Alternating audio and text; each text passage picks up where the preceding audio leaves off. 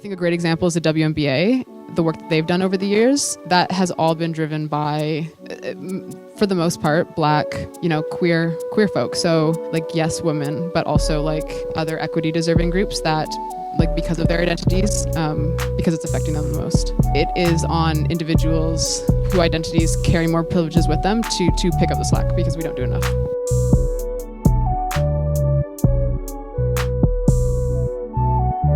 According to the Shift survey, 37% of Queen's students feel like their peers are insensitive and aren't doing enough to support inclusivity at Queen's. We know that student athletes play a role in shaping campus culture, so on this episode of Continuum, we decided to talk to members of the Queen's women's basketball team to hear their thoughts on the responsibility of athletes to be allies in their communities and their perspectives on societal pressures faced by women identifying student athletes. Hi, my name is Julia Chadwick. My pronouns are she, her. I'm in my 6th year. I just graduated from an undergrad in econ, and I'm in my Master's of Industrial Relations. I'm a forward. My pregame song is Keeping Your Head Up by Birdie. These conversations are important because it helps build a safe environment on campus. As a student athlete, I feel pressure associated with representing this university.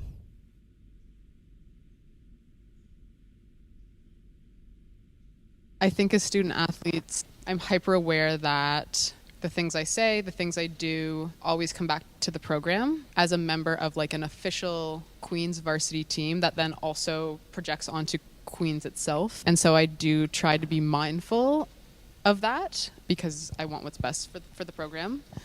As student athletes, like, we're all on a team sport, and I think like that's a lot bigger than just one individual. So I think some of our actions, like, or what we do, like, have a bigger impact. The only thing I would add is just like the added responsibility of like representing the Q and Queens and our team all the time, whether that's on campus, on the road, like on the bus, all the things. So it's just like that added responsibility to always kind of keep in the back of your mind to kind of represent that well, because it's more than just you.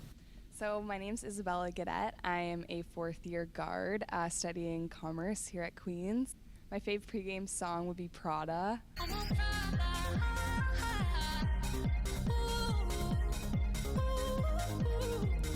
I think these conversations are important to kind of build a better understanding of the student experience with hopes to create a more positive environment and maybe improve support services that are available for students. I consider my social media presence more than I would if I was not a student athlete.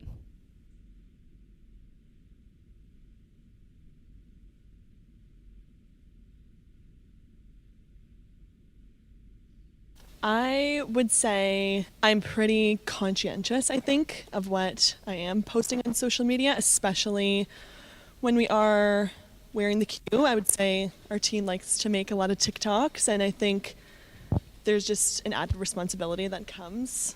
It's a large platform that reaches a lot of people, and I think we just have to be extra smart, I think, about what we are posting, what we are representing. I would agree with what you said, Emma. I think the only reason why I put somewhat is because in school, for like my program at least, it's constantly talked about, not just being an athlete, but also just like work. Like when you're looking for a job, they're always looking at your social media. So I'd say like it's kind of just something that's been talked about through my life and just like kind of built up. So like definitely being an athlete, yes, I do agree. But it's like less, it's also like my work life and outside of basketball as well that I think it is important. 2 years ago? Was it last year or 2 years ago? I had a tweet blow up on Twitter. Like for me, it went like a little viral. A commentator had made a sexist comment about a player on the other team, and I had tweeted it out and it blew up, and that was like the most amount of attention I've had on my social media ever. I think about what I'm posting probably a little bit more now, and I don't actually think the content of what I'm like retweeting or posting on Instagram changes that much, but it was just a moment of like there's like a lot of eyes on my Twitter feed or like perhaps like what I'm posting on Instagram, and it gives me more pause now in terms of like there's no context for what I'm posting aside from like what I've given followers or people that are just dropping in to read what maybe I've had to say. And so just being really sure of just being really solid in like what I'm posting, why I'm posting, and like does it back itself up in and of itself without me having to like give more context to what I wrote or what I posted. My name's Bridget Mulholland. I use she, her pronouns. I'm currently in my 8th year of school. I did my undergrad in kinesiology, and then I just finished up a master's in cognitive neuroscience, and then this year I've started a PhD in cog neuro as well. Pre-game routine, usually myself and Isabella Gadet go hang out in the taping room, and we ask each other questions of the day and usually chat about that for a while. A QWBB classic is, would you rather have a potato for a brain or a potato for a heart? These conversations are important because I think they're the only way you create a better tomorrow. Consent is an important part of a healthy team dynamic.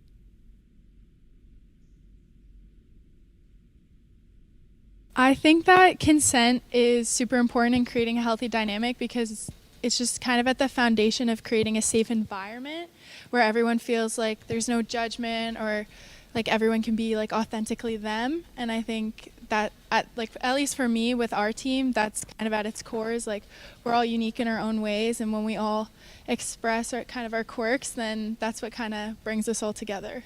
And I think that consent in our space like allows us to do that. Hi, my name is Amy Hagman. I am a second-year kinesiology student here at Queen's, and I am a shooting guard for the women's basketball team. My fave pregame song is Going Bad by Drake. I think these conversations are important because it helps promote inclusivity and equity, as well as creating a better shared educational space for me and all my peers. As a female athlete, I have to work harder than my male peers to earn respect.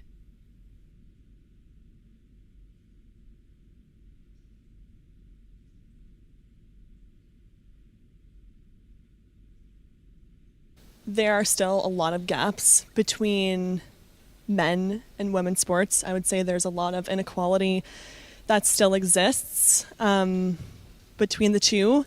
However, with that being said, as a female athlete, I do feel respected on campus amongst other student athletes, the Queen's community. I think like people are interested in coming to women's sporting games. Like if you think about our OUA final game here, the Arc was packed, sold out. Like we played in front of so many people, and I think we are starting to see a little bit of change in that way.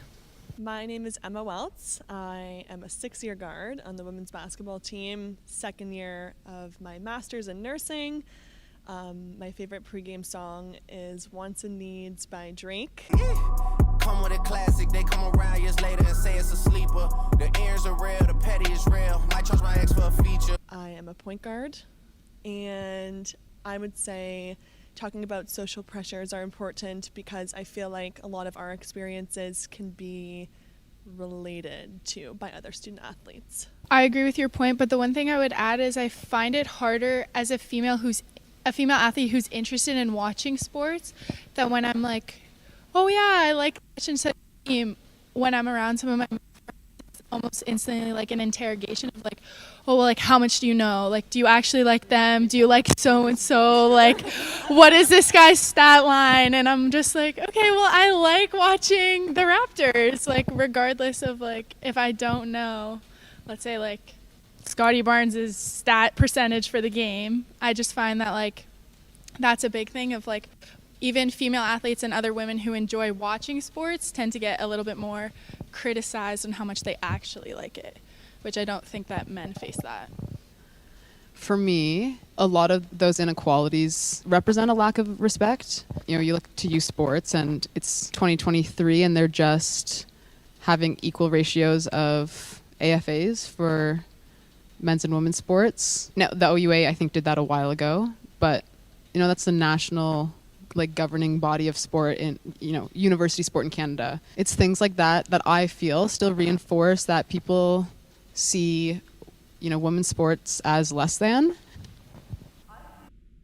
I feel that women recognize the importance of addressing equity-focused issues in comparison to their male counterparts.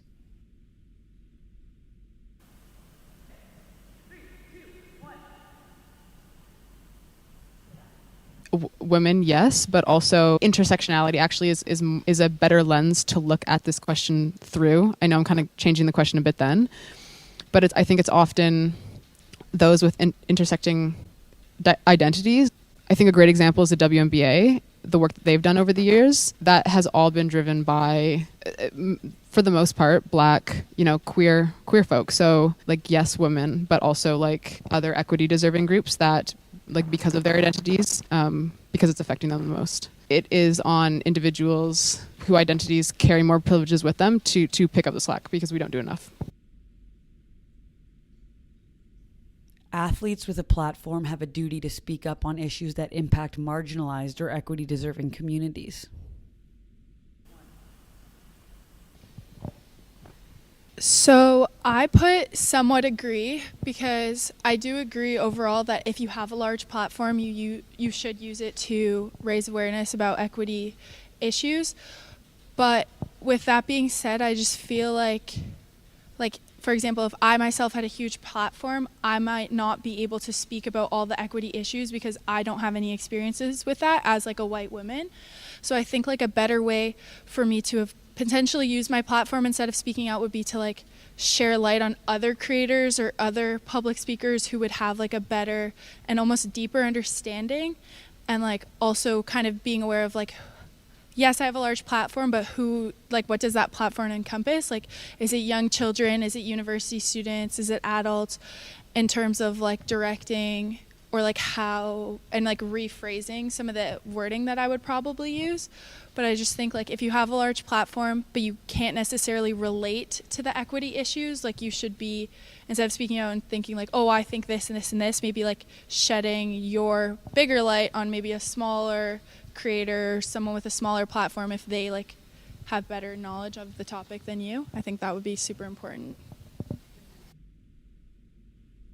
Varsity teams have a responsibility to contribute to a safer and more inclusive campus culture.